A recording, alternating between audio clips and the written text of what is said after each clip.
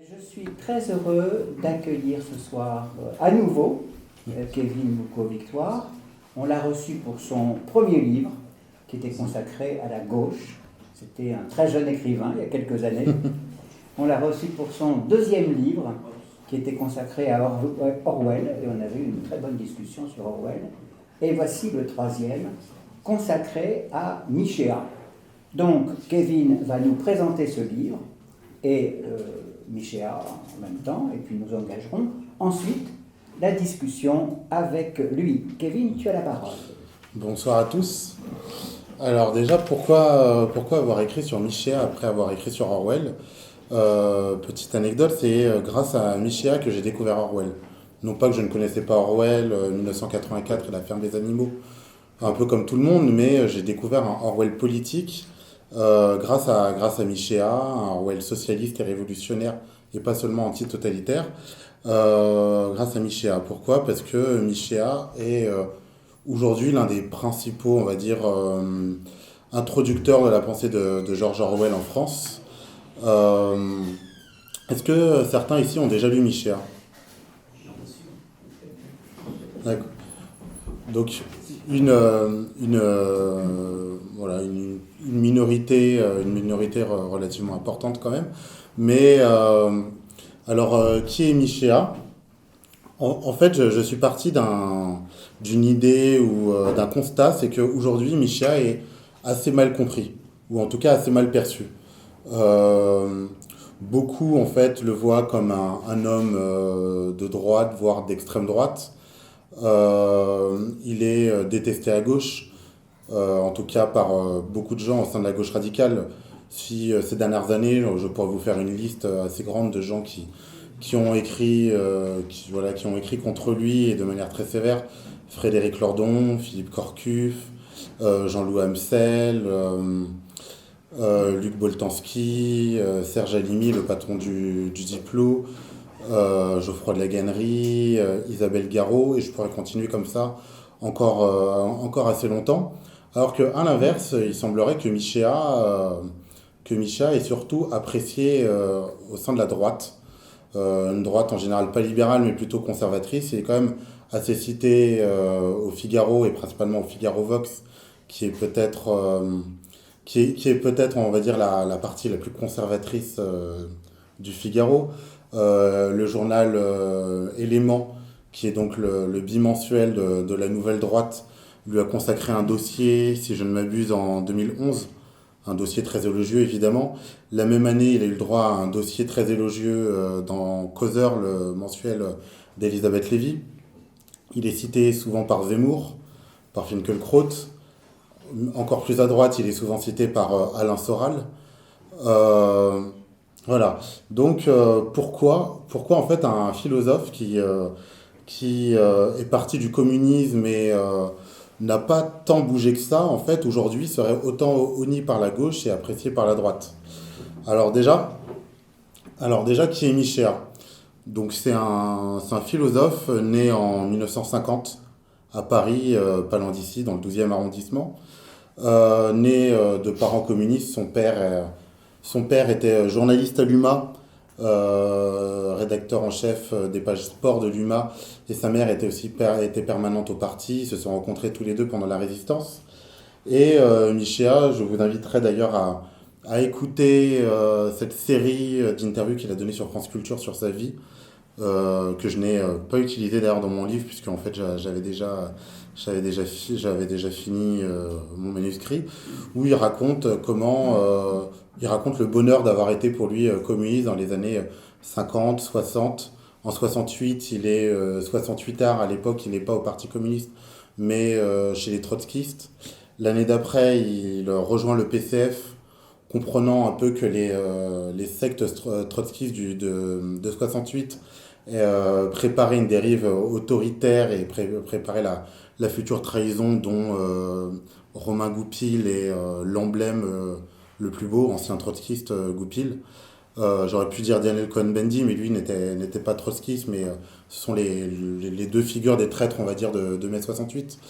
Et, euh, et donc Michéa donc, intègre le Parti communiste, fait son mémoire de M2 sur Karl Marx.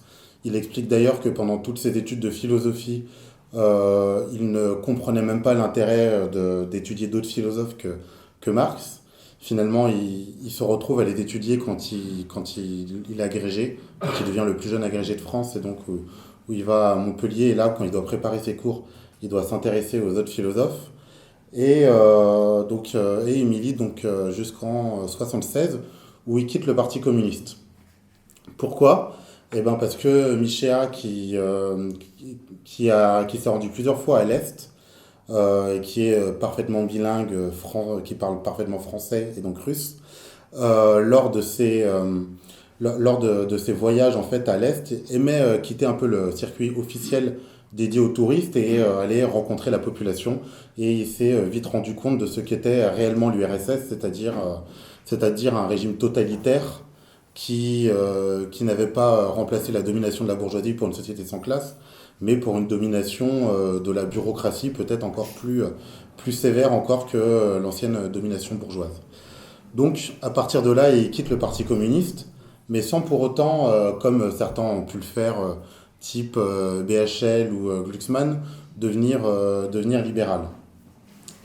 Alors ces années-là, en fait, Michéa découvre deux penseurs qui lui seront ensuite trois même, qui lui seront ensuite, qui ne le quitteront jamais, qui sont donc George Orwell dont je vous ai parlé, qui incarne une forme de socialisme démocratique et antitotalitaire. Guy Debord, qui était un penseur situationniste, qui incarnait une forme de communisme libertaire, ce qu'on appelait le conseillisme, c'est-à-dire une forme de marxisme, mais sans État, dirigé oui, où le peuple en fait s'autogouverne, et qui est connu pour son concept de société du spectacle que Micha aime beaucoup. Puis un troisième qui est Castoriadis, qui est un peu sur la même ligne, c'est-à-dire un ancien communiste libertaire. Et donc en fait, en découvrant une autre voie, une troisième voie qui serait ni le capitalisme, ni le communisme autoritaire, Michéa en fait continue à être anticapitaliste sans pour autant être proche de l'URSS. Sauf que, en fait, en quittant un peu le Parti communiste, Michéa devient quelqu'un d'un peu plus libre d'esprit et il commence à s'interroger sur le libéralisme et la nature profonde du libéralisme. Et là est en fait le vrai intérêt de Michéa, ou en tout cas son principal intérêt, c'est sur sa critique du libéralisme qui lui voudront d'ailleurs les foudres de la gauche. Alors qu'est-ce que le libéralisme? Officiellement, il existe deux libéralismes. Un libéralisme plutôt défendu à droite, qui est le libéralisme économique, qui se définit par le libre marché et la libre entreprise. Et un libéralisme plutôt politique et culturel, qui lui est plutôt défendu par la gauche, qui est plus ou moins cette idée que chacun peut faire ce qu'il veut, tant qu'il n'entrave pas la liberté d'autrui. Et donc, la gauche, en fait, a choisi plutôt ce libéralisme-là, culturel, et prétend combattre le libéralisme économique.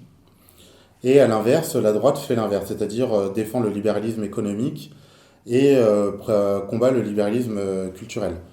Sauf que donc la grande innovation de Michéa, c'est de dire que finalement, ces deux libéralismes n'en sont qu'un seul. Et que donc, finalement, la gauche et la droite sont à peu près la même chose. Et c'est pour ça que depuis 40 ans, jusqu'à l'avènement de Macron, gauche et droite ont pu se succéder sans finalement qu'il n'y ait de bouleversement dans la société.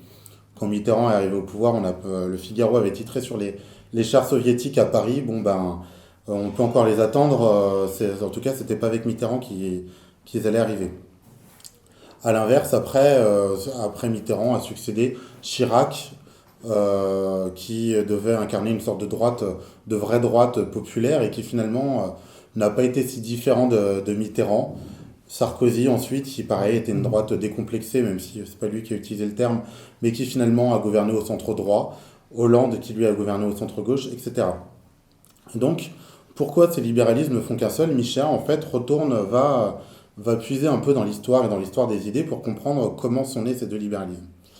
Donc le libéralisme pour Michéa est fils de la modernité.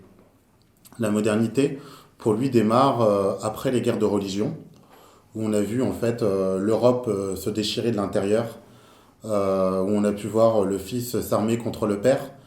Et l'Europe a été profondément traumatisée par ces événements, la guerre civile étant pour plusieurs penseurs de l'époque le pire des maux possibles. Et donc, certains intellectuels commencent à réfléchir à une nouvelle doctrine, à une nouvelle idéologie qui permettrait en fait aux hommes de vivre pacifiquement, mais sans se faire la guerre, et donc sans se faire la guerre pour une certaine idée du bien. Puisque les guerres de religion, en fait, finalement, ont opposé les hommes. Pourquoi? On posait deux camps qui s'opposaient sur une idée du bien, les protestants et les catholiques. L'idée, en fait, des pères du libéralisme, ou des pères de la modernité, même de manière un peu plus large, c'est que l'homme, comme dit Hobbes, qui lui, pour le coup, n'est pas un libéral, mais l'un des pères de la modernité, l'homme est un loup pour l'homme, c'est-à-dire que les hommes sont dangereux les uns pour les autres, et donc il faut trouver un moyen de les faire cohabiter. Hobbes, lui, défend une idée d'un État monstrueux et presque totalitaire, l'État Léviathan qui écraserait la liberté des hommes et ce qui permettrait aux hommes d'être en paix.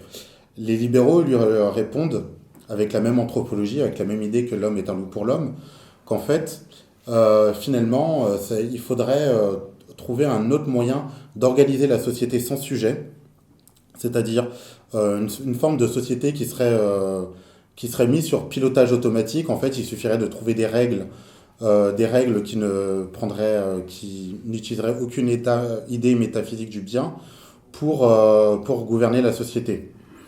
Il faut voir que dans le même temps, on assiste à la révolution copernicienne, grâce à des gens comme Copernic, Galilée, Kepler ou Newton.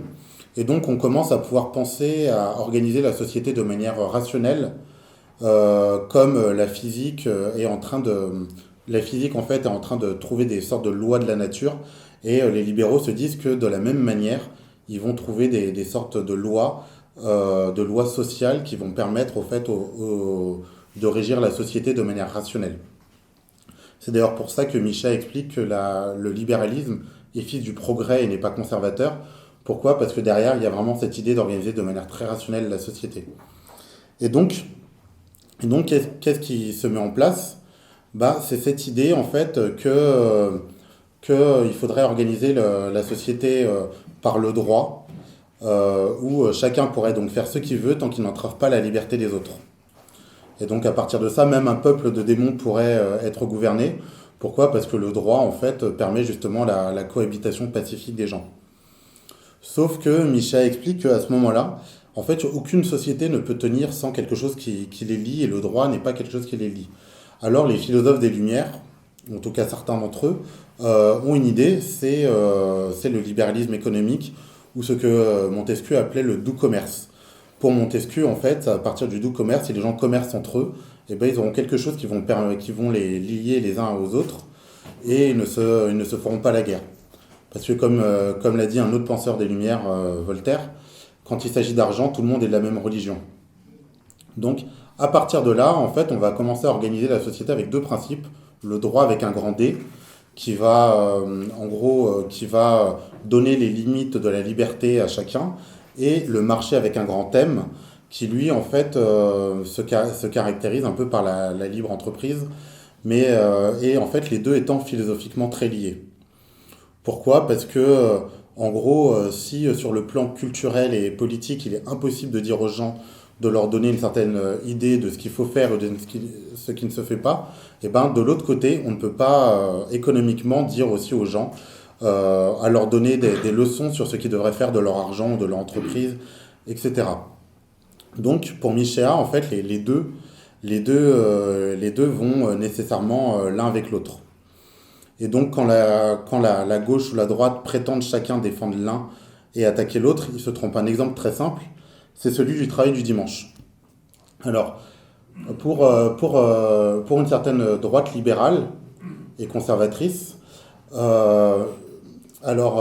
que le libéralisme économique demande en fait la levée de tous les freins, de tous les freins moraux au marché, ils vont défendre le droit de travailler dimanche, parce que finalement c'est la liberté de chacun de faire ce qu'il veut de ses activités économiques. Pourtant, cette même droite, qui se dirait conservatrice à l'instar d'un Fillon, prétendrait aussi défendre certaines valeurs traditionnelles. Et donc, normalement, le dimanche devrait être un jour dédié à la famille et dédié même, pour une certaine droite catholique, au Seigneur et à l'Église. Pourtant, on voit bien quand elle défend le droit du travail le dimanche, qu'est-ce qu'elle fait? Elle détruit le seul jour où les familles peuvent être les uns avec les autres. Parce que quand bien même on travaillerait, il y aurait un jour dans la semaine où par exemple le père ne travaillerait pas, ses enfants seraient à l'école, donc il n'y aurait plus ce jour pour la famille. Et il détruirait en plus ce jour dédié à la religion, au Seigneur, etc. À l'inverse, une certaine droite libérale sur le plan moral une certaine gauche libérale sur le plan moral pourrait dire, mais pourquoi en fait le dimanche serait le jour du Seigneur? Nous sommes dans une société qui a abandonné Dieu, dans une société laïque, et finalement chacun est libre de faire ce qu'il veut de son dimanche, s'il veut travailler, s'il veut aller faire son shopping ou autre. Et là, quand cette gauche libérale sur le plan culturel et moral défendrait du coup cette idée que chacun fait ce qu'il veut de son dimanche, il deviendrait l'allié objectif du libéralisme économique. Et on voit très bien dans cette idée que les deux, finalement, finissent par être la même face, les deux faces d'une même pièce. Alors, Michéa, ce qu'il explique, c'est que finalement, tout ça pourrait être bien si la société pouvait être gouvernée comme ça, mais lui, il n'y croit pas.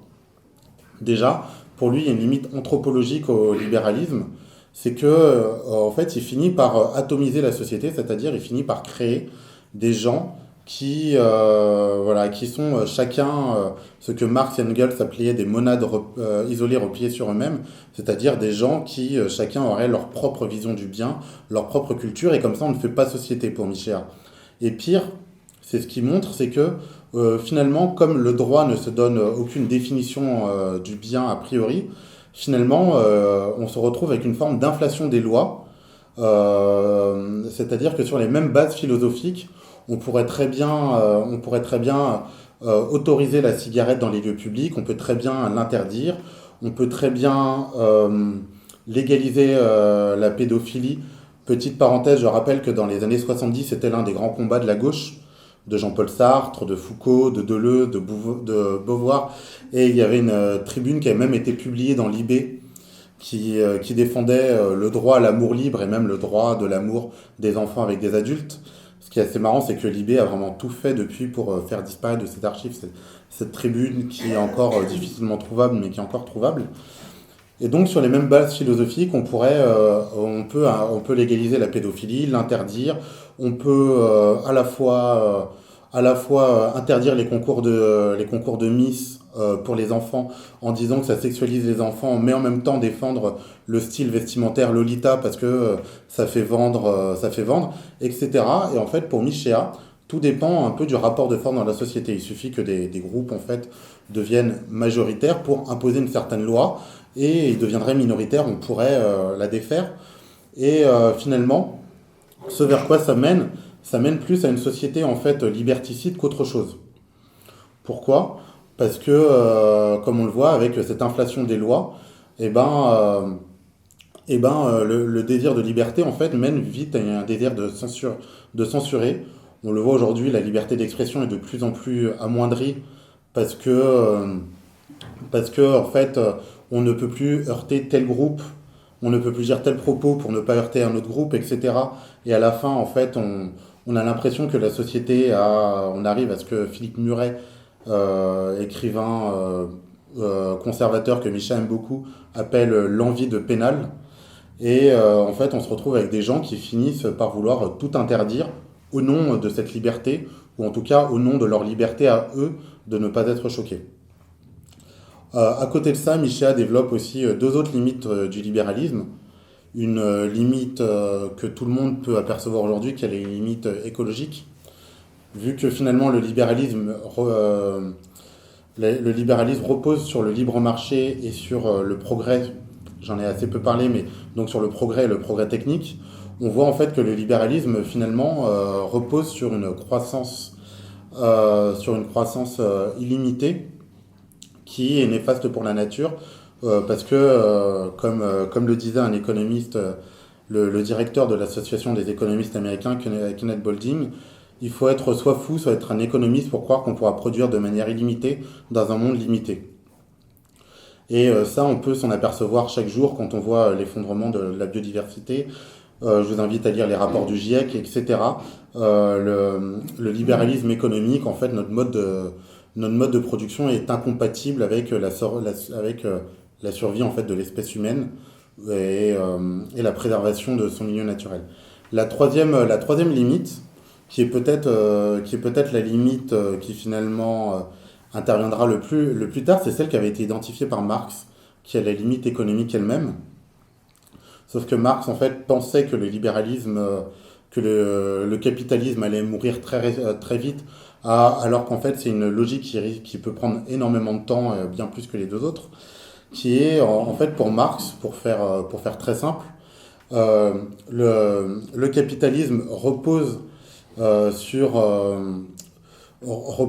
un progrès technique, ou plutôt sur une révolution technique incessante, et donc par le remplacement du travail vivant, c'est-à-dire les prolétaires, par du travail mort, les machines. Et, et en fait, cette logique finit par paupériser les travailleurs, et donc à terme risque de mener à une forme de crise des débouchés, c'est ce qu'il appelle la baisse tendancielle du taux de profit. C'est-à-dire qu'à terme, en fait, les entreprises risquent de ne pas trouver de gens pour vendre leurs produits puisque les travailleurs seraient trop paupérisés.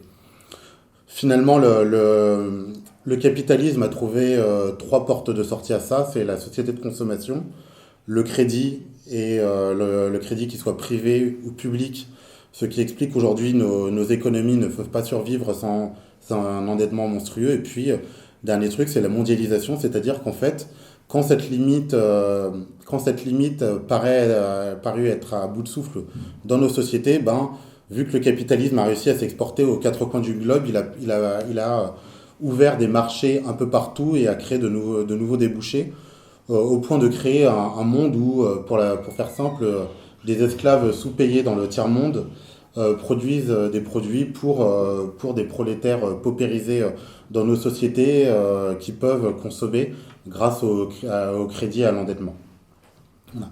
Donc voilà, donc ça c'est la grande thèse de Michéa sur le libéralisme, et en fait ça mène à des conséquences très concrètes sur sa pensée. Je vous en ferai deux. La première, c'est que Michéa distingue ce qu'il appelle la gauche du socialisme. Une distinction très simple, c'est que pour lui, en fait, le socialisme est incompatible avec le capitalisme, alors que la gauche, oui. Alors qu'est-ce que la gauche, qu'est-ce que le capitalisme? Alors, la gauche, en fait, est l'enfant des Lumières et la fille, on va dire, du progrès et du libéralisme culturel et politique. Et donc, en fait, la gauche se définit d'abord par le combat des Lumières, donc le combat républicain contre l'ancien monde, donc contre l'ancien régime et contre la royauté et puis tous les conservatismes. Le socialisme, lui, naît, pour faire simple, la gauche, en fait, naît en 1789, pendant la Révolution française. On peut la dater donc à août 89, quand, pendant la Constituante, il y a en fait un vote sur le veto royal. Donc ceux qui sont favorables au fait que le roi ait encore un droit de veto se mettent à droite. Ceux qui sont défavorables se mettent à gauche. Et donc à gauche, en fait, se retrouvent ceux qui sont opposés, les plus opposés à l'ancien régime. Et à droite, ceux qui sont le plus favorables. Donc l'opposition entre gauche et droite naît à ce moment-là et se fait donc sur la question du progrès et de la République. Le socialisme, lui, naît une trentaine, quarantaine d'années plus tard, pendant la révolution industrielle. Et certes, elle prend aussi appui sur les Lumières et sur certaines de ses valeurs, la liberté, l'égalité. Mais en fait, ce qu'elle critique, c'est d'abord la société qui est en train de naître, avec des inégalités énormes, et l'atomisation de la société. L'un des pères du socialisme, le premier à lui donner son contenu doctrinal, Pierre Leroux, dit en 1829 que la société n'est plus un corps, mais n'est plus qu'un amas d'égoïsme, ce qu'il perçoit de manière très négative. Et donc le socialisme, qui lui aussi, donc comme j'ai dit, naît des Lumières, lui naît surtout de la critique en fait de l'atomisation de la société et des inégalités qui sont en train de naître à ce moment-là.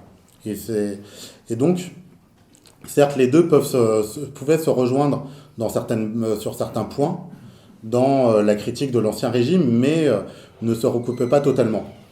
Par exemple, je vous mets au défi de lire les œuvres complètes de Marx et de trouver un seul moment où Marx parle d'union de la gauche, demande au peuple de gauche de se rassembler pour battre la droite.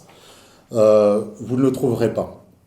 D'ailleurs, il y a même certains moments où les socialistes, on trouve des écrits qui sont très hostiles à la gauche.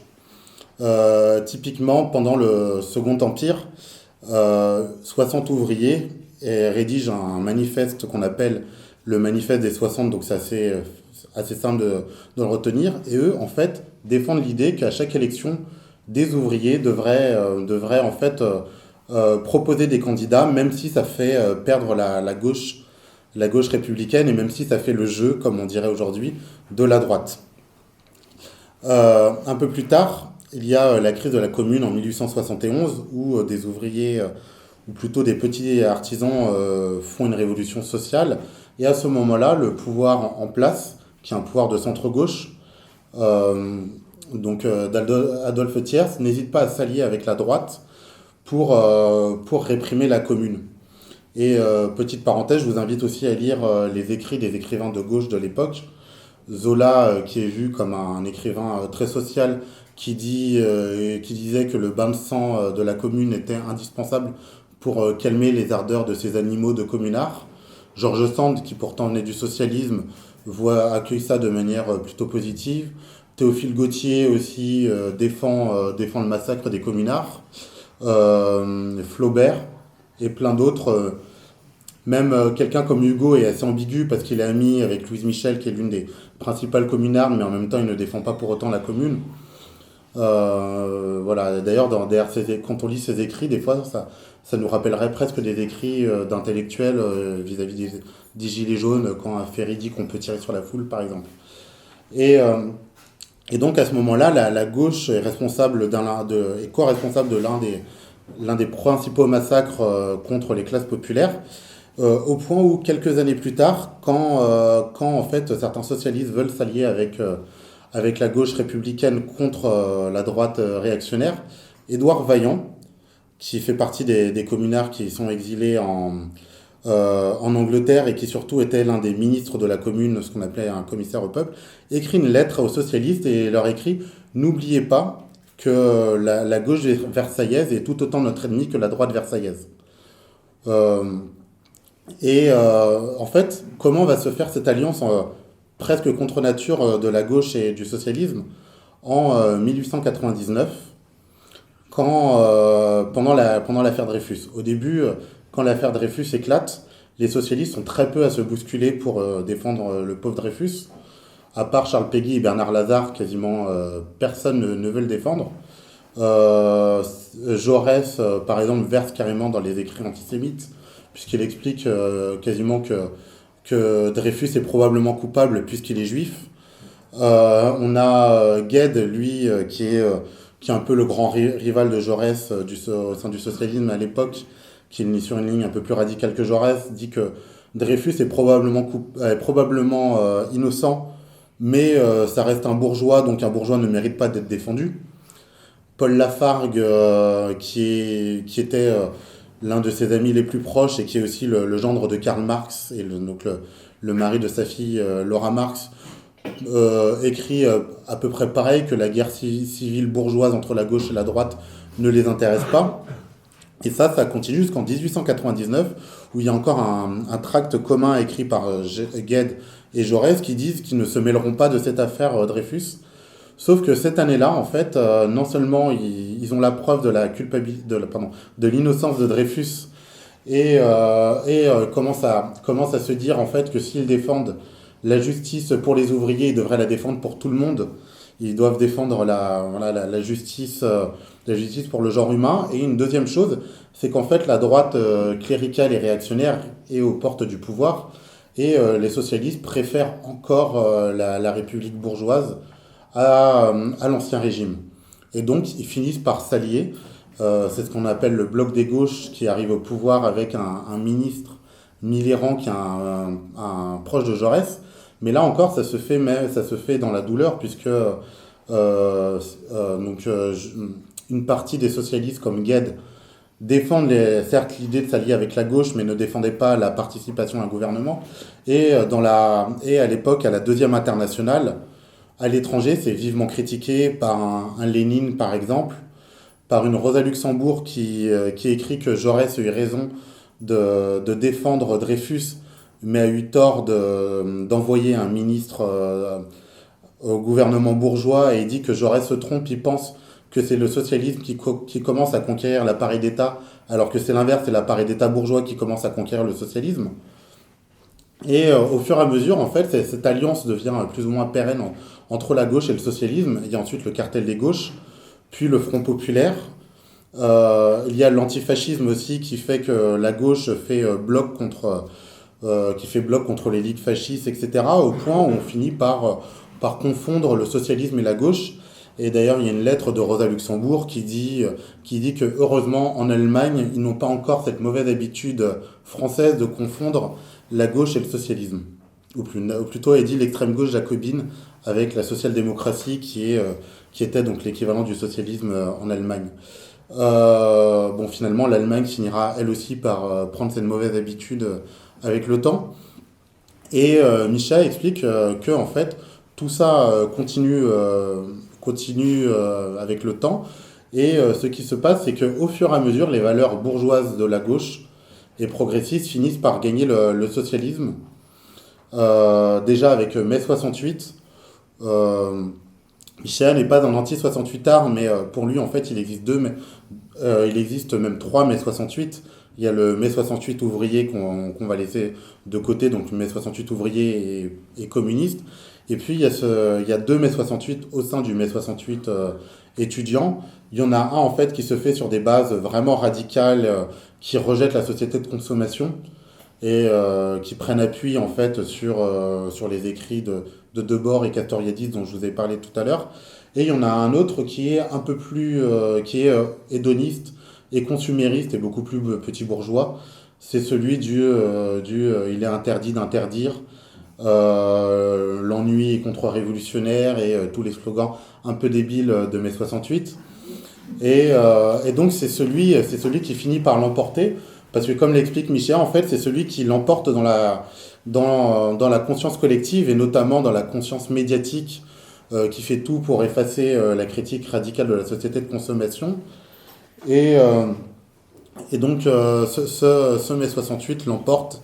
Daniel Cohn-Bendit, Romain Goupil finissent par l'emporter, par trahir un peu plus tard, et ces valeurs finissent par l'emporter au sein même de la gauche, ce qui explique que finalement, quand la gauche arrive au pouvoir en 81, il y a certes 2 ans de réforme sociale, mais finalement, dès 84, la gauche finit par basculer dans le sociétal, refusant en fait de quitter le système monétaire européen, et pour se trouver un autre combat, va se trouver un combat de substitution qui sera l'antiracisme, avec la fondation de SOS Racisme, et en parallèle avec la promotion du Front National.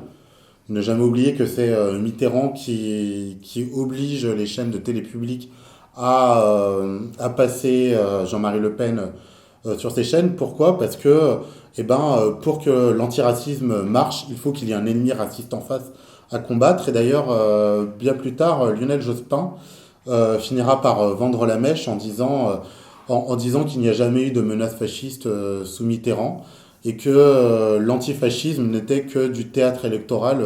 Ce sont ces mots exacts.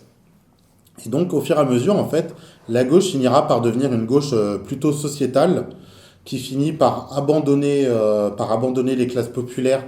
Et comme cette gauche est plutôt bourgeoise, va par mépriser les classes populaires, qui finissent par se réfugier dans le vote Front National au Rassemblement national aujourd'hui, au point où à la fin on en arrive à une note écrite par Terra Nova, qui est le principal think tank proche de la gauche socialiste, enfin du Parti socialiste, et qui écrit donc une note qui s'appelle Quelle majorité pour 2012, et qui écrit texto en fait que la gauche doit abandonner les ouvriers à l'extrême droite et se concentrer sur les nouvelles minorités progressistes, les minorités ethniques, les femmes pour le combat féministe, les homosexuels et la jeunesse éduquée progressiste. Et donc, l'un des combats de Michéa, justement, c'est de distinguer le socialisme pour que, en fait, ceux qui sont réellement encore intéressés au combat social en fait, se distinguent de cette gauche sociétale et reviennent, en fait, sur un combat sur des bases sociales, sur un populisme. Michéa utilisait le terme, avant qu'il soit à la mode au sein de la gauche, de Chantal Mouffe et de la France insoumise. C'est-à-dire, pour lui, en fait, un populiste, c'est tout simplement une gauche qui écoute les aspirations des classes populaires. Et pour ce faire, en fait, pour Michel, il ne suffit pas que de défendre, en fait, le, les questions sociales. Et là, vous allez comprendre pourquoi mon livre est sous-titré Portrait d'un anarchiste conservateur. C'est que pour Michéa, en fait, il faut réellement en finir avec, avec l'idéologie du progrès avec un grand P, c'est-à-dire croire que toute nouveauté est forcément bonne, que toute réforme sociétale est forcément bonne, alors que certaines, en fait, atomisent la société ou font carrément le jeu du capitalisme, comme la PMA et pire, la GPA. Et en fait, pour Michéa, toute révolution authentique n'est pas conservatrice, mais ne peut se faire qu'avec un moment conservateur, c'est-à-dire commence en fait par cette idée qu'il faut préserver un mode de vie qui est menacé par le capitalisme, qui lui emporte tout, et en fait doit d'abord prendre appui sur des valeurs assez concrètes. C'est la common decency, donc la décence ordinaire ou commune, chère à son écrivain préféré George Orwell, c'est-à-dire ces valeurs qui sont déjà très présentes dans la société, d'entraide, de solidarité, et cette idée que certaines choses ne se font pas. Donc le socialiste doit d'abord prendre appui là-dessus s'il veut arriver à une société sans classe, comme le défend Jean-Claude Michéa. Voilà, ce sera tout. Merci beaucoup.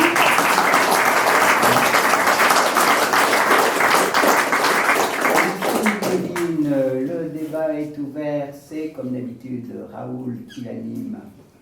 Mais je prendrai assez volontiers la parole, mais je t'en prie. C'est possible d'avoir un verre d'eau, s'il te plaît? Mais oui, on peut. Merci beaucoup.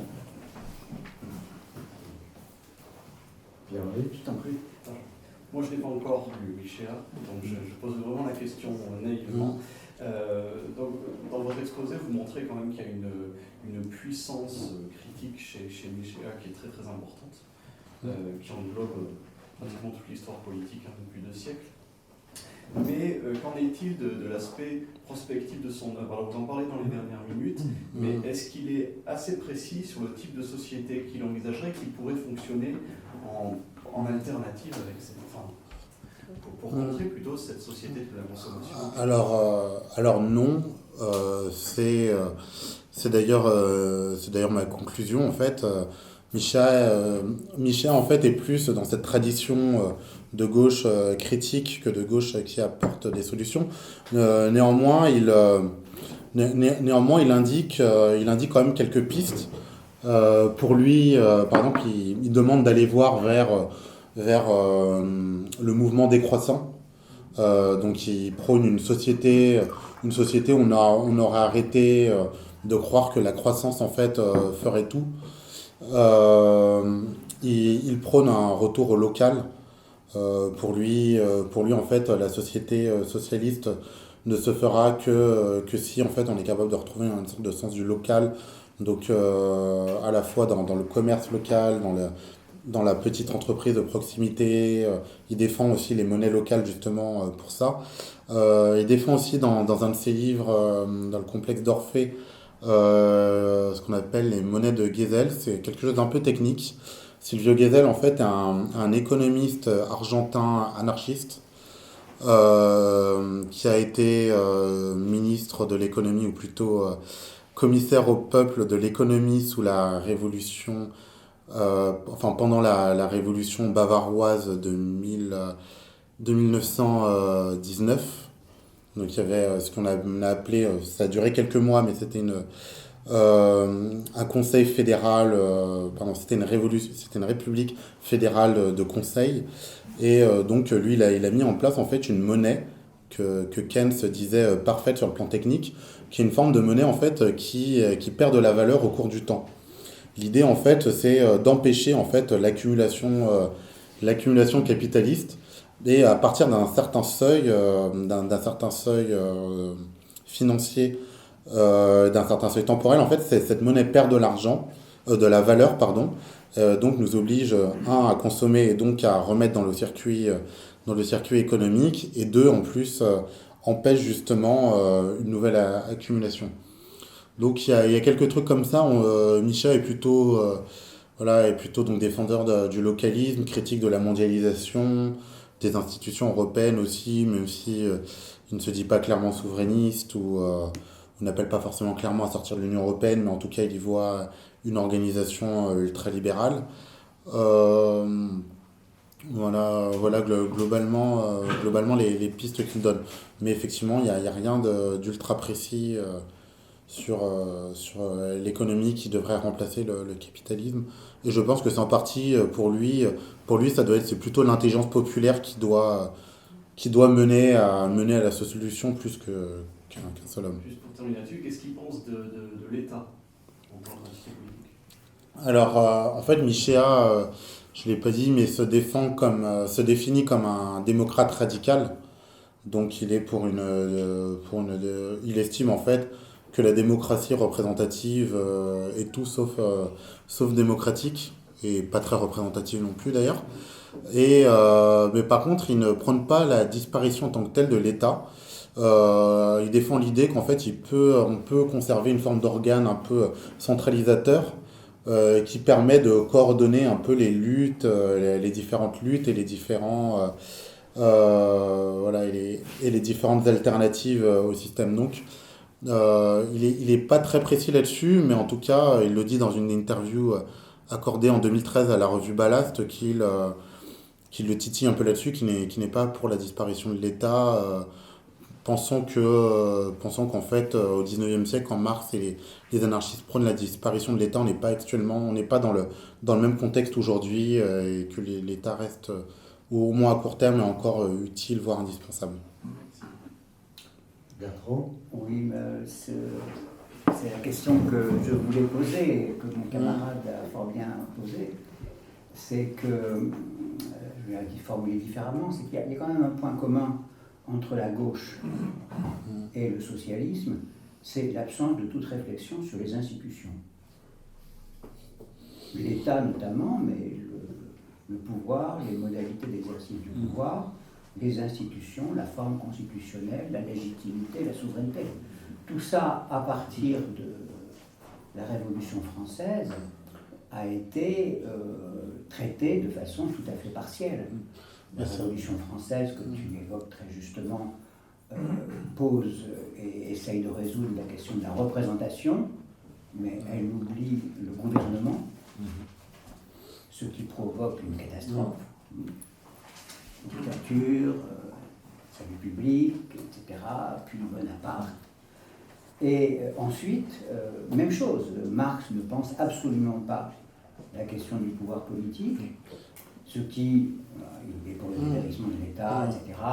Les marxistes se sont ingéniés à trouver dans Marx des choses il y en a d'ailleurs de temps en temps sur les institutions, mais pas suffisamment pour faire quelque chose de cohérent et de programmatique. Et ça produit une autre catastrophe, c'est-à-dire l'État soviétique, l'État en Chine, etc.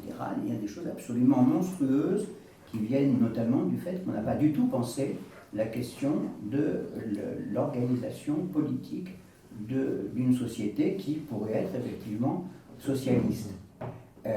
Donc c'est le parti qui assume tout ça, qui prend le pouvoir, qui contrôle tout au nom du peuple, et ce sont des fictions que nous avons connues au XXe siècle.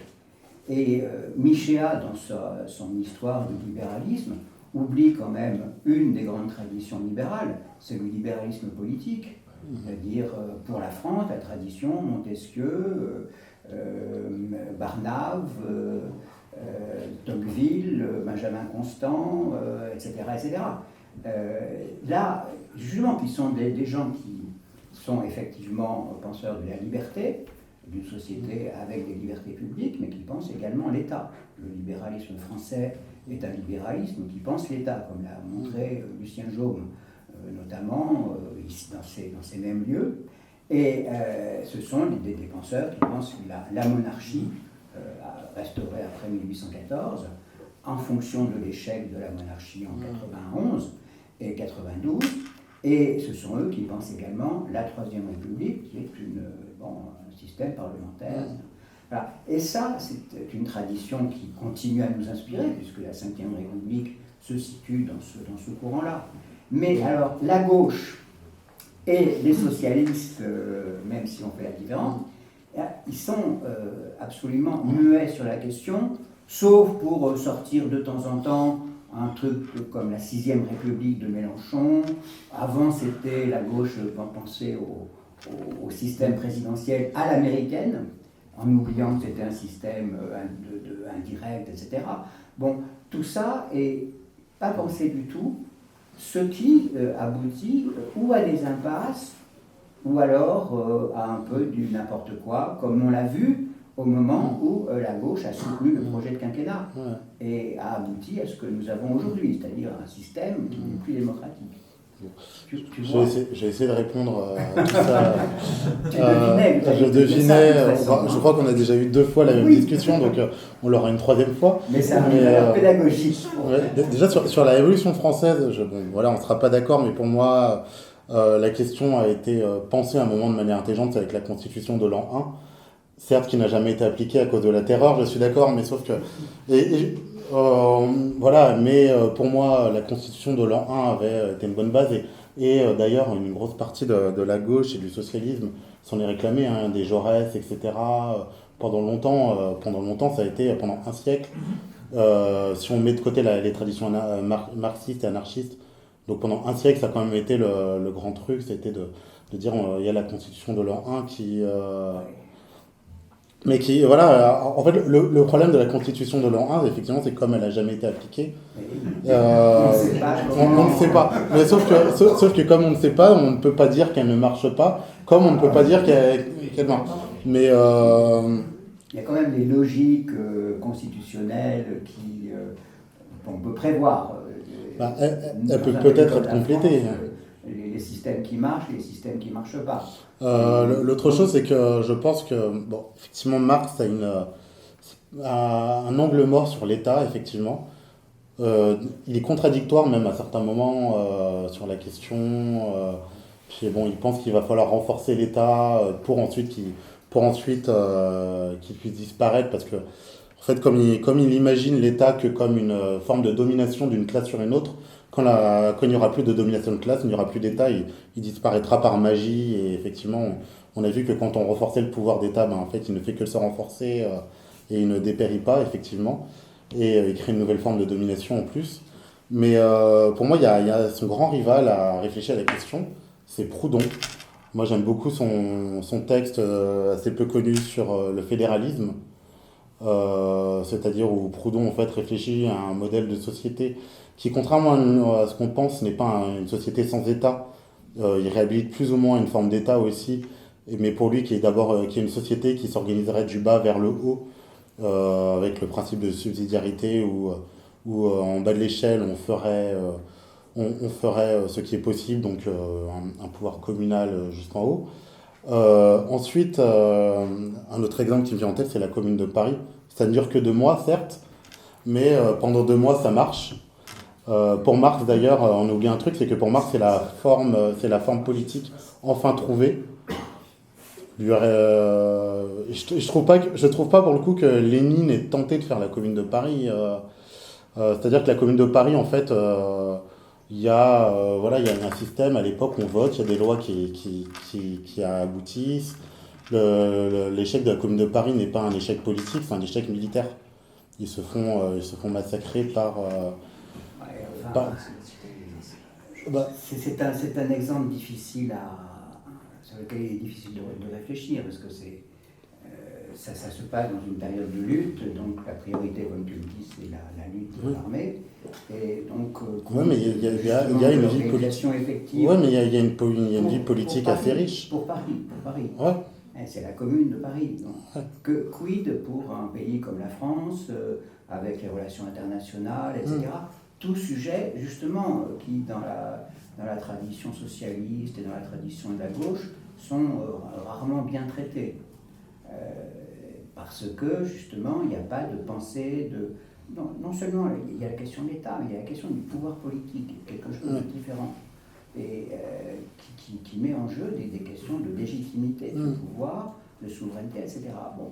Donc là, il y a quand même un problème récurrent que Michéa, en tant que critique justifié d'avait fondé la gauche, ne résout pas. L'anarchisme est une fuite dans quelque chose d'absolument sympathique, avec des petites monnaies locales, etc. Ça n'a pas de sens. La monnaie, c'est l'acte d'une souveraineté, ou ce n'est rien. Après, est-ce qu'il peut... de là à dire qu'une monnaie locale ne peut pas marcher, on peut très bien avoir les deux, une monnaie locale et une monnaie... On a une monnaie et pas deux.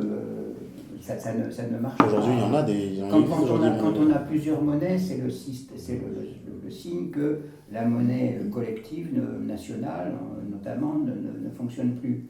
Bon, mais c'est des expériences qui ne durent pas longtemps. La monnaie, c'est vraiment un acte politique. C'est fait pour organiser un pays. Et quand on essaye d'organiser un ensemble de pays, on voit bien que ça ne marche pas. C'est un pays qui prend on l'a vu avec l'Allemagne ces dernières années, c'est un pays qui décide de la politique monétaire, ou c'est une institution incontrôlée comme la Banque Centrale Européenne. Le vrai problème de l'euro, c'est pas tant qu'il y ait une monnaie pour plusieurs pays, mais c'est qu'il y ait une monnaie pour une organisation politique inexistante et qui non seulement est inexistante, mais ne peut pas exister. C'est encore différent. Oui. Mais je veux dire, à une échelle nationale donc une échelle où il existe une nation, une vie politique, une organisation politique, un système avec plusieurs monnaies me paraît possible à partir du moment où toutes ces monnaies dépendent d'une monnaie nationale et sont garanties par une monnaie nationale. C'est bien compliqué. Enfin bon, je ne vais pas engager le débat sur la monnaie. Alors, d'abord Laurent qui voulait prendre la parole. Vas-y. Oui, Après vous, si j'ai bien compris, Jean-Claude Michéa est un socialiste qui aspire à une société sans classe, c'est un peu votre conclusion. Donc j'aimerais comprendre pourquoi il exerce une séduction sur des gens qui, a priori, ne poursuivent pas le même but. Et question annexe, est-ce qu'il exerce sur vous-même une séduction et pour quelle raison? Alors déjà, il exerce une séduction auprès de gens qui n'ont pas le même but, c'est simple, c'est finalement Michéa, c'est le meilleur critique de la gauche actuelle. Donc quand on est de droite, mais faut vraiment voir que c'est des gens de droite, mais pas de droite libérale, c'est-à-dire la droite d'un Mathieu Laine ou aujourd'hui on va dire la droite Macron, même si pour moi c'est plus un centre, mais voilà, une droite vraiment libérale n'aime pas spécialement Michéa, c'est plus une droite plutôt conservatrice,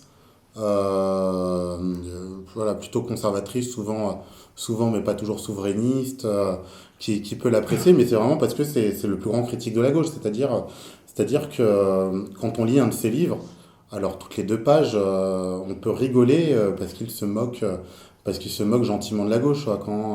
Quand par exemple dans La gauche et le peuple, il écrit c'est quand on voit que le socialisme féminin est passé de Rosa Luxembourg, Louise Michel et Flora Tristan à Christiane Taubira, Najat Vallaud-Belkacem et Cécile Duflot, que l'on mesure toute la régression intellectuelle de notre époque. Voilà, c'est quand même c'est assez plaisant pour quelqu'un de droite, je pense. Il y a de ça, et moi, un exemple d'un mec qui aime utiliser Michéa contre la gauche, c'est Zemmour. Typiquement, je me souviens d'un débat de Zemmour face à Clémentine Autain en 2012 qui m'avait marqué. Zemmour et Nolo, d'ailleurs, j'ai lu Michéa en 2012, mais je n'avais pas encore lu Michéa le jour à ce débat-là. Et en fait, Clémentine Autain défendait la libre circulation des personnes, enfin était très sans frontiériste, etc. Et Zemmour lui expliquait que ça faisait le jeu du capitalisme. Et là, Zemmour, il lui dit, mais c'est pas moi qui le dis, c'est quelqu'un de votre camp, c'est Jean-Claude Michéa qui le dit. Et là, Clémentine Autain avait l'air totalement perdue, elle comprenait pas de quoi on lui parlait, enfin voilà. Et donc Michéa, c'est quand même quelqu'un, comme c'est quelqu'un qui frappe souvent là où ça fait mal à gauche, c'est quand même quelqu'un qui peut être très utile pour la droite. Après, autre chose, je pense que Michéa n'est pas non plus utilisé que pour du troll. Je pense qu'on peut en fait ne pas poursuivre exactement les mêmes objectifs politiques qu'un penseur et l'apprécier. Bernanos était royaliste. Je suis très anti-royaliste et Bernanos c'est un de mes écrivains préférés. Donc voilà, je pense pas me servir ou détourner Bernanos en l'appréciant. Donc il y a aussi de ça, hein. On peut très bien des fois se respecter entre gens différents. Mais c'est vrai qu'il y a toujours quelque chose de commun. Typiquement, si on prend... j'aime beaucoup citer la lettre de Simone Veil avec un W, donc la philosophe anarchiste à Bernanos, parce qu'en fait, elle le couvre d'éloges et elle lui dit « Vous êtes royaliste et disciple de Drummond, peu m'importe, je me sens plus proche de vous que de la plupart de mes camarades d'Aragon, camarades que pourtant j'aimais. » Et en fait, quand elle écrit ça, ce qu'elle dit, c'est que, en fait, malgré le fait qu'ils soient très différents politiquement, eh ben, il y a certaines valeurs sur lesquelles ils se retrouvent et elle se sent plus proche de lui, pardon, que de certains de ses camarades anarchistes. Désolé pour la digression, mais donc pour revenir à ça, moi je pense que effectivement, il y a même des fois il y a quelque chose de logique à ce qu'une certaine droite antilibérale, je pense par exemple à la nouvelle droite d'Alain de Benoît qui est très antilibérale, finalement se sente plus proche de Michéa que ne puisse se sentir un Laurent Geoffrin ou un lecteur de Libé qui vit dans le 4e arrondissement, quoi. Ça me paraît pas non plus totalement illogique. Est-ce qu'il exerce une séduction envers moi? Oui, sinon j'aurais pas écrit un livre dessus. Sinon ça aurait été un pamphlet, mais vous l'avez bien compris, c'est pas un pamphlet contre lui. Pourquoi moi quand j'ai apprécié Michéa, déjà, en fait il y a deux choses, non, trois qui m'ont paru, qui m'ont séduite. Il y en a une, c'est dans sa critique du clivage gauche-droite, qui était quelque chose que je sentais intuitivement, que ce clivage n'avait en lui-même plus de sens. Une deuxième, c'est que, étant moi-même chrétien, enfin étant chrétien plutôt, Michel lui ne l'étant pas, mais étant chrétien et possédant certaines valeurs qu'on pourrait aujourd'hui qualifier de conservatrices, bah, j'avais l'impression que Micha me réconciliait avec moi-même, c'est-à-dire réconcilier mon aile gauche très sociale ou très socialiste avec peut-être mon aile droite. Et puis le dernier truc, c'est quand même que Micha est la personne qui m'a fait découvrir le plus d'intellectuels. Enfin, quand on lit Micha, c'est vraiment une porte vers plein d'autres pensées qui sont d'ailleurs plus riches que lui, que la sienne. Castoriadis, Debord et Orwell que j'ai cité tout à l'heure, mais Christopher Lasch, Philippe Muret que j'ai aussi cité. Voilà, c'est que des gens que j'ai découvert grâce à Micha. Pier Paolo Pasolini, j'ai découvert Proudhon aussi grâce à lui. Enfin voilà, c'est vraiment une porte venant d'entrer, Jaime Semprún, vers plein d'auteurs qui constituent une tradition très intéressante à gauche et souvent oubliée. Pour deux choses. La première, c'est que Marx, qui était un penseur vraiment très brillant, a effacé en fait tous ses rivaux. On a fini par oublier qu'il y avait d'autres intellectuels très intéressants à gauche en dehors de Marx. Et l'autre chose, et ensuite, c'est l'après-mai 68 où on a oublié une certaine tradition critique.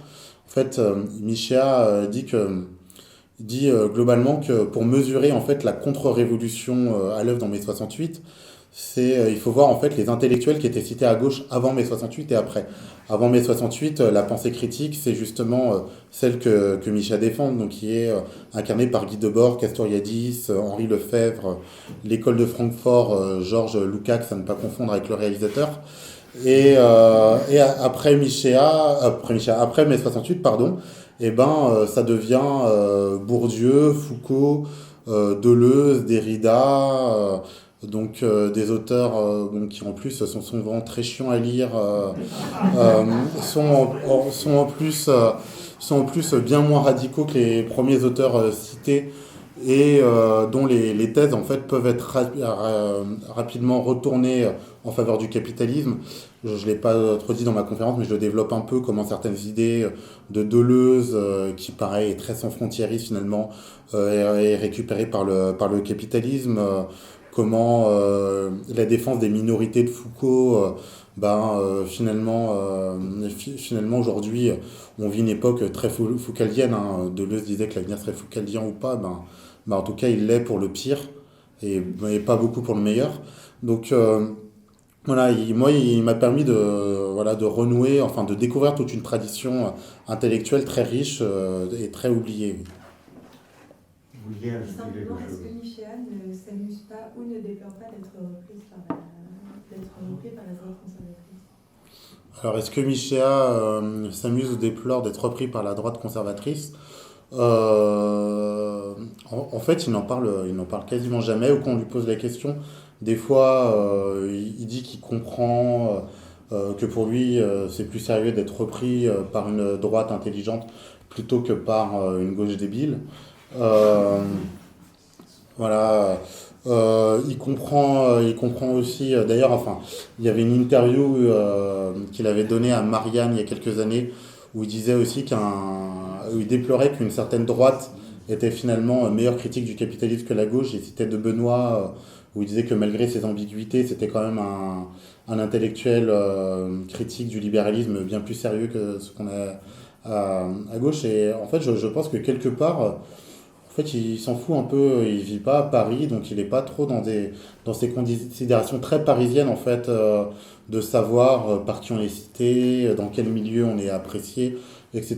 Je pense qu'il fait lui, il fait sa vie, en fait, dans son petit village, et finalement, je pense qu'il est surtout content d'être lu, d'être cité. On parle quand même d'un intellectuel qui n'est jamais passé à la télé, donc avoir autant d'influence aujourd'hui, en refusant les grands médias, c'est quand même pas mal. Donc je pense que quelque part, il s'en fout un peu. Et puis je pense qu'au fond de lui, ce qui embête une certaine gauche doit l'amuser. Donc finalement, que Édouard Louis et la Gannerie soient choqués qu'ils soient repris par la droite, et ça doit bien l'amuser, je pense, plus qu'autre chose. Monsieur. Votre biographie est-elle d'une certaine manière autorisée? Est-ce que vous avez discuté avec lui? Est-ce qu'il savait que vous alliez écrire? Alors il savait que j'allais écrire le livre. En fait, on est en contact depuis quelques années.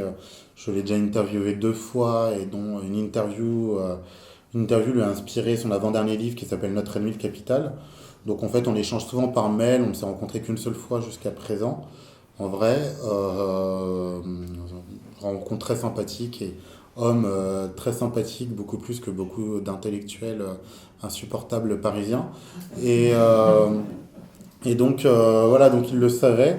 Il m'a pas vraiment aidé pour le livre, enfin je lui ai pas demandé d'aide. Je lui ai juste posé une seule question en fait, qu'elle m'a répondu. En fait, je lui ai demandé son avis sur la France insoumise. Et donc je peux vous le donner. Il trouvait la campagne de 2017 très intéressante, en mettant en avant le populisme. Le populisme et les classes populaires, et il trouvait qu'en fait l'après 2017 était catastrophique, à part un Ruffin, sinon il trouvait ça catastrophique, notamment l'influence de Daniel Obono et de Clémentine Autain.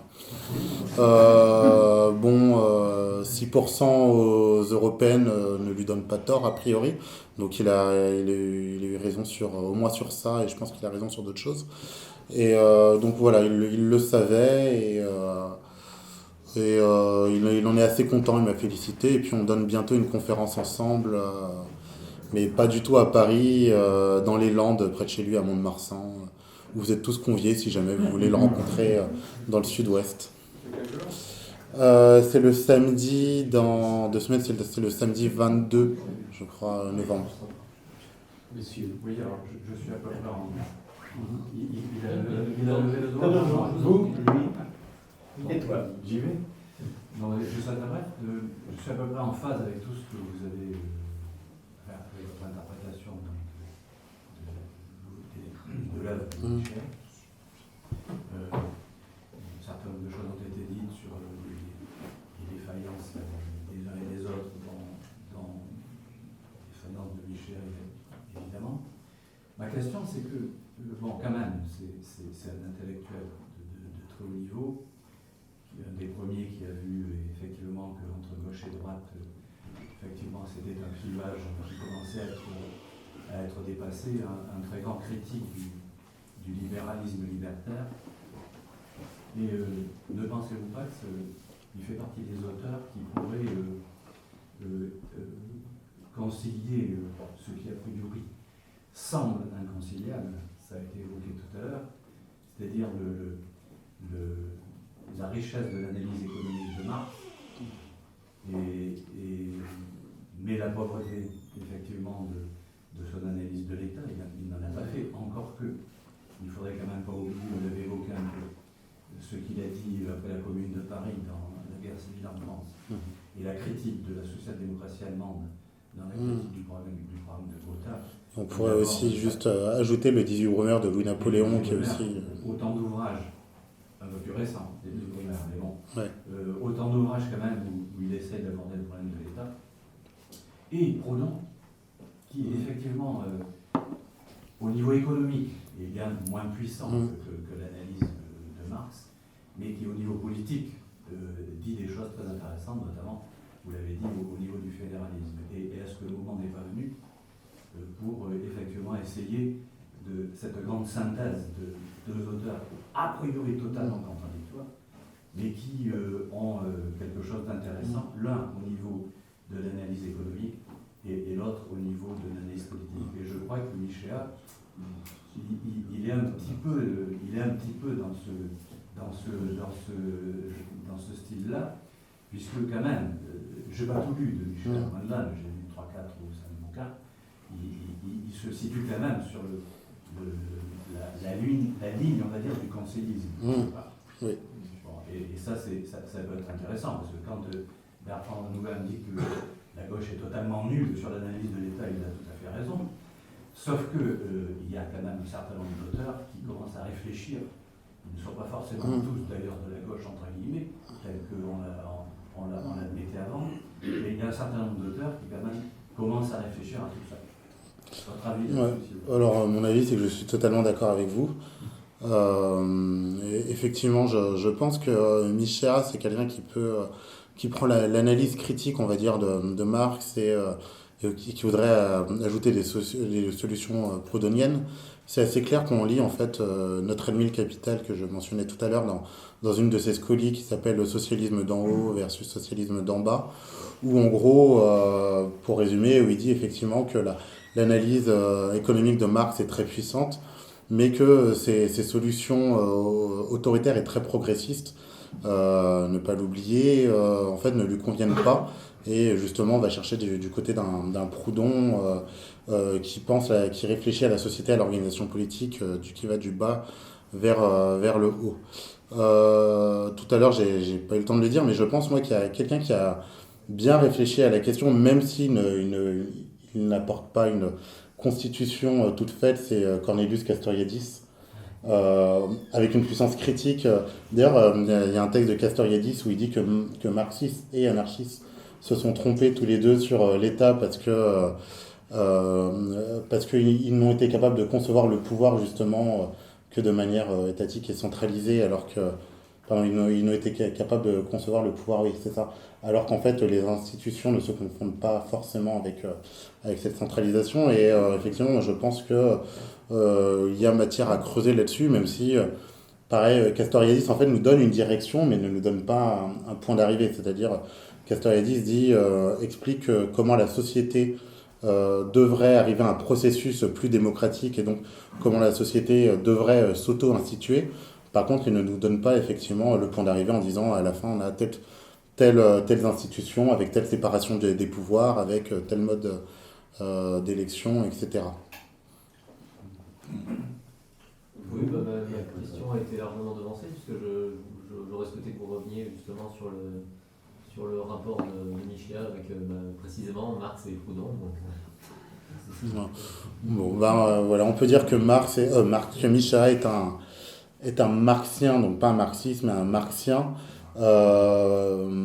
proudhonien, donc il y a vraiment quelqu'un qui essaie d'articuler plus ou moins les deux, c'est-à-dire une critique radicale de l'économie ou de l'économie politique avec une analyse politique avec une analyse politique assez proudhonienne et peut-être même une analyse aussi assez morale, c'est-à-dire que on a quelque chose d'assez conservateur chez Michéa qu'on peut trouver chez Proudhon. Alors par exemple, je parlais du dimanche, il y a quelque chose d'assez marrant avec Proudhon, c'est que son premier texte s'appelle Éloge du dimanche, et il dit que la meilleure chose qu'ont fait les chrétiens, c'est de sacraliser le dimanche et d'en faire un jour où on ne travaillait pas. Et voilà, chez Proudhon, il y a aussi toute une réflexion sur ce qu'il faut conserver. Dans son texte qui s'appelle Toast à la Révolution, où il dit sachons être à la fois hommes de progrès et hommes de conservation pour être hommes de révolution.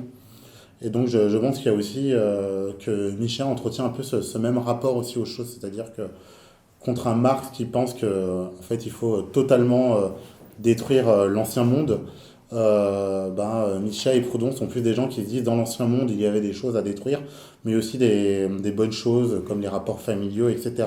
Et qu'en fait c'est là-dessus qu'il faut construire le nouveau monde plutôt que d'essayer de créer un homme nouveau. Quelles sont les divergences que vous avez avec Michéa qui font peut-être l'objet du débat dans 15 jours? Alors, elles sont assez minimes et assez techniques. Donc, par exemple, sur l'exposé de la gauche que je vous ai fait, moi, je ne souscris pas totalement à cette thèse séparatiste entre un socialisme et une gauche dès l'origine. Je pense qu'en fait, c'est aussi la thèse en fait, de mon premier livre, c'est que la gauche, il a toujours existé plusieurs gauches et que le socialisme, qui est né quelques années après, en fait, est une branche particulière de la gauche, et que avant 1899, on avait déjà des alliances et puis des séparations à certains moments. Bon, ça c'est un truc. Voilà, après c'est plus un détail, mais effectivement, on a ça. Sur quoi d'autre je suis en désaccord. Oui, la religion, effectivement, puisqu'il est athée, moi chrétien, mais bon, voilà, après, est-ce que ça fait une différence politique? Je sais pas entièrement. Bon, après, c'est autre chose, mais probablement sur le conflit israélo-palestinien, donc bon, ça ne nous touche pas directement, mais je pense que Michéa est moins pro-palestinien que je ne le suis, et je trouve et il y a des indices dans ses textes. Après, voilà, est-ce que c'est juste pour moquer une certaine gauche pro-palestinienne un peu débile, type la gauche NPA, qu'on peut trouver certains écrits. C'est aussi une thèse qui se défend, mais voilà, il y a de ça. Oui, moi, je ne jetterais pas tout non plus de la deuxième gauche comme lui il le fait. Je pense que dans certaines intuitions de la deuxième gauche, il y avait des choses bonnes à prendre. C'est-à-dire sur l'idée autogestionnaire, voilà, sur la volonté aussi de créer une troisième voie qui n'est ni le capitalisme ni l'URSS. Je pense qu'il y a des choses à prendre dans la deuxième gauche, même si je suis d'accord dans l'idée que finalement la deuxième gauche a été à terme le cheval de Troie de la gauche vers le capitalisme. Voilà, mais c'est surtout des détails, on va dire que sur les grandes lignes, je le rejoins entièrement. Et après, sur certains détails, on ne sera pas totalement d'accord. Je voudrais juste revenir revenir sur le tout sociétal d'une certaine gauche. Et lorsque j'ai entendu à un moment donné dans l'exposé, une question est venue à l'esprit, c'est comment Michéa traiterait cette question, peut-on rire de tout, J'ai, moi personnellement, dans la famille, l'exemple d'une jeune fille qui, en lisant la déclaration de candidature de Coluche, a été choquée. Donc j'ai essayé de lui remettre un peu dans le contexte. Mais là, c'est là que je me suis dit que finalement, ces réformes sociétales ont visiblement en effet sur la société et qu'il y a parmi les jeunes des personnes qui n'arrivent plus à réfléchir justement en pensant en se mettant dans un contexte actuel et en ne sachant pas se remettre dans le contexte d'une époque qui nous a précédé il y a peu. Et je pense que là, il y a matière à réflexion. D'ailleurs, il y a quelque chose d'assez symptomatique chez les humoristes actuels, c'est que comme on ne peut plus rire des autres, parce que ça devient très vite raciste, antisémite, sexiste, grossophobe, lesbophobe, homophobe, et je vous épargnerai la liste des phobes. En fait, les humoristes finissent finalement par ne rire que d'eux-mêmes. Il y a vraiment ce truc très humour communautaire, par exemple de Claudia du Jamel Comedy Club qui va faire de l'humour sur les Africains ou qui va caricaturer les Africains étant elle-même d'origine camerounaise. On va trouver Frédéric Shaw, toujours du Jamel Comedy Club. De toute façon, le Jamel Comedy Club est le meilleur exemple de cette dérive, à part Blanche Gardin et peut-être Fabrice Eboué, donc Frédéric Shaw, qui lui ne va faire que des blagues sur les Asiates. Enfin voilà, il y a déjà un truc comme ça, parce que aujourd'hui, effectivement, on est arrivé à cette idée que rire des autres, c'est rire à leurs dépens, et à la fin, c'est les opprimer. Maintenant, Michéa, en fait, critique effectivement cette faculté, cette pente qu'on a en fait à brider la liberté d'expression et à vouloir tout interdire. Maintenant, il n'a pas spécialement écrit sur l'humour, mais donc j'ai du mal à faire parler quelqu'un qui n'a pas vraiment parlé sur le sujet. Mais moi, je l'imaginerais plus proche d'un des proches, quoi. C'est-à-dire l'idée qu'on peut rire de tout, peut-être pas avec tout le monde, mais qu'en tout cas, on peut rire de tout, quoi. Ouais. Toi et Philippe après. Vas-y. En lisant le Michéa, je suis frappé de voir qu'il fait peu référence à une personnalité du début du XXe siècle, ou de la fin du XIXe, qui est pourtant, sur beaucoup d'aspects, celui dont il a hérité, c'est Georges Sorel. Prenez les éléments que vous mettez en avant. La critique de la gauche et le fait qu'il y ait une distinction très forte entre l'histoire du socialisme et l'histoire de la gauche. Sorel a publié un livre parfaitement éclairant là-dessus, La Révolution refusienne, où il dit exactement un siècle avant ce qu'a écrit Michéa plus tard, sur la rupture qui s'est passée au moment de l'affaire de la fusion. Prenez la question, on parlait tout à l'heure du marxisme et du communisme. S'il y en a un qui a essayé de marier le feu ou l'eau et le vin, je ne sais pas, c'est bien lui, avec des passages plus marxistes, plus proudhoniens, etc. Après, il a tenté en permanence ça. On parlait tout à l'heure du conservatisme de gauche. La figure de Sorel résume parfaitement le sujet. Et pourtant, il ne le cite quasiment jamais. Enfin, pour avoir lu, moi aussi, 5 ou 6 livres de Michéa, je suis frappé qu'il parle de l'âge, qu'il parle largement de Proudhon. D'ailleurs, il se définit clairement dans la conclusion de La gauche et le peuple comme un proudhonien, quelqu'un qui se situe dans cette perspective. Mais il évoque jamais Sorel, alors que, y compris d'ailleurs dans la récupération dont il est l'objet de la part d'une partie de la droite, voire de la droite extrême, Sorel a connu exactement le même parcours. Alors moi j'avais 2 questions. Est-ce que vous avez fait cette remarque? Je sais que le site du comptoir régulièrement a cité Sorel, lui, il connaît Sorel. Donc est-ce que ça vous a frappé dans la lecture de Michéa? Et puisque vous le voyez prochainement, J'aimerais bien que vous lui posiez la question, parce que je pense quelque part qu'il y a une espèce d'angle mort là, un petit peu curieux dans sa production, qui est remarquable par ailleurs. Oui, effectivement, Sorel est à peu près un Michel avant l'heure, effectivement. D'ailleurs, c'est De Benoît, dans un numéro de Crise sur le socialisme, qui s'amusait à faire l'héritage de Sorel, disant qu'il y avait un héritage sorélien de droite, et puis un héritage sorélien de gauche, et dans l'héritage sorélien de gauche, effectivement, il citait Michel.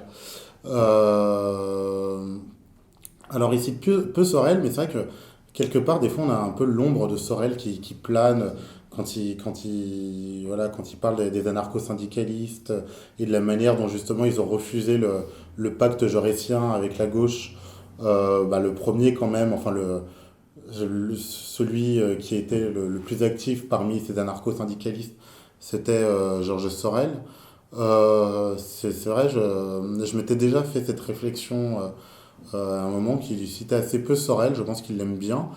Il cite beaucoup Lâche, et il faut se rappeler que Lâche a consacré dans Le seul et vrai paradis un chapitre à Sorel, dont il fait l'éloge de Sorel, mais il fait aussi des critiques.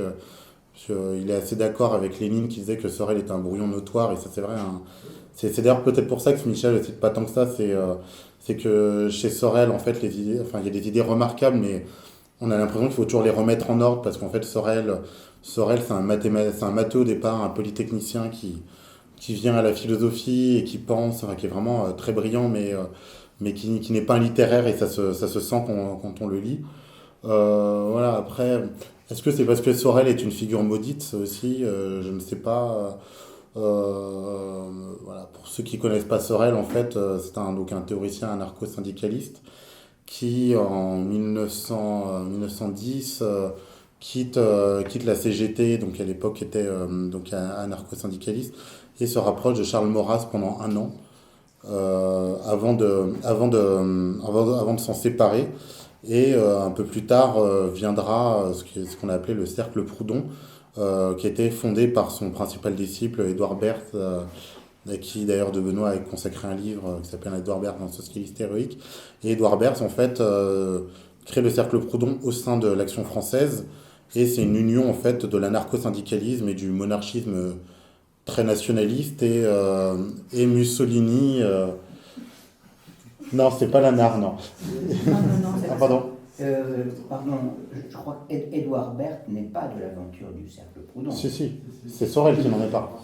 C'est Sorel qui n'en est pas. C'est pas le fondateur, ou alors je... Si, c'est le fondateur. J'ai écrit moi-même. Le fondateur, c'est Georges Valois. C'est exactement, Georges Valois est dans là. Et Georges Sorel a refusé d'en faire partie. Exactement. Voilà. Exactement. D'avoir interrompu, je me souviens plus. Voilà. Donc oui, Georges Sorel d'ailleurs a dit Édouard Berthe qu'il était opposé à la fondation de ce cercle Proudhon, estimant que ça rendrait plus incompréhensibles les idées de Proudhon.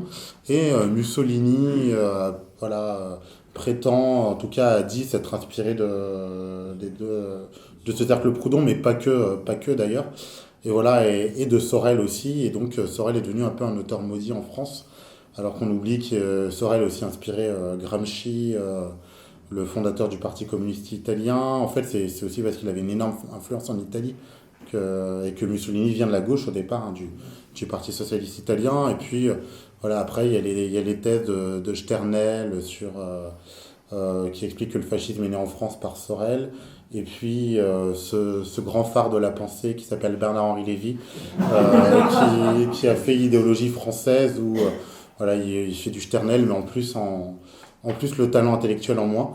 Et voilà, donc, est-ce que c'est parce que Sorel est un auteur maudit? Je sais pas. Après, Michel, c'est pas le genre à avoir peur de citer un auteur maudit, donc je sais pas. Voilà. En tout cas, il l'apprécie, ça c'est sûr, mais pourquoi il le cite pas plus, je sais pas. Je lui demanderai. Philippe, oui, tu avais demandé la parole. Une petite question, un peu de voir, si je puis dire. Si vous avez lu après, et si Michel également l'a lu, Après la gauche de Nicolas, si oui ou non, si ça vous inspire vous-même et Michel. Alors je sais pas si Michel a lu, parce que je peux pas témoigner de tous les livres que Michel a lus. Moi, je l'ai lu, par contre, puisque je l'ai même recensé sur le site du comptoir en janvier dernier, si je ne me trompe pas, en janvier ou février, je pense. Et moi, j'ai beaucoup apprécié. C'est un livre que j'ai beaucoup apprécié, donc j'en ai plutôt fait l'éloge, même si les critiques de Michel, justement, mais non, c'est un livre que j'ai pas mal apprécié. Et puis en règle générale, j'aime pas mal les travaux de Denis Colin, que j'avais déjà interviewé 2 fois par ailleurs, notamment quand il avait sorti son livre sur Marx en 2018. Donc voilà, je pourrais lui demander s'il l'a lu aussi. Voilà.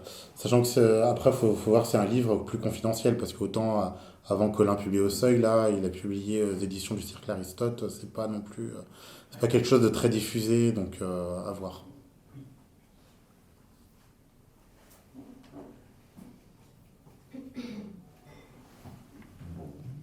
Plus de questions.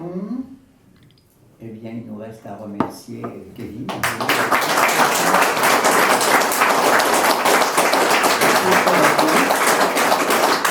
Naturellement, nous l'attendons pour son prochain livre.